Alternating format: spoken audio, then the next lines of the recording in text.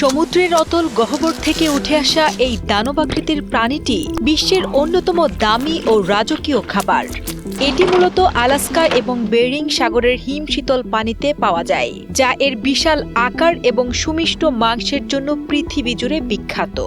এটি কেবল একটি সামুদ্রিক খাবার নয়, বরং ভোজন রসিকদের কাছে এক পরম আরাধ্য বিলাসিতার নাম রেড কিং ক্র্যাব বা রাজ কাঁকড়া।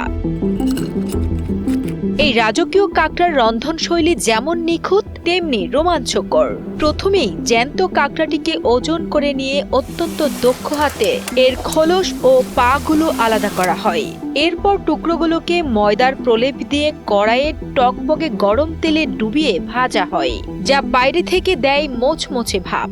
আবার কোনো কোনো অংশে ডিমের সাদা অংশ, স্কাল্প এবং চিংড়ি মিশিয়ে তৈরি করা হয় অত্যন্ত নরম ও সিল্কি টেক্সচারের একটি ভিন্ন স্বাদের পদ। রাজকীয় এই স্বাদ মূলত উচ্চবিত্ত শ্রেণীর খাদ্যপ্রেমী এবং পর্যটকদের কাছে দারুণ জনপ্রিয়। বিশেষ করে হংকং, জাপান এবং বড় বড় লাক্সারি হোটেলগুলোতে এই কিং ক্র্যাব পরিবেশন করা হয় আভিজাত্যের প্রতীক হিসেবে। তবে এই রাজকীয় স্বাদ নিতে হলে পকেট থেকে গুনতে হবে মোটা অঙ্কের টাকা।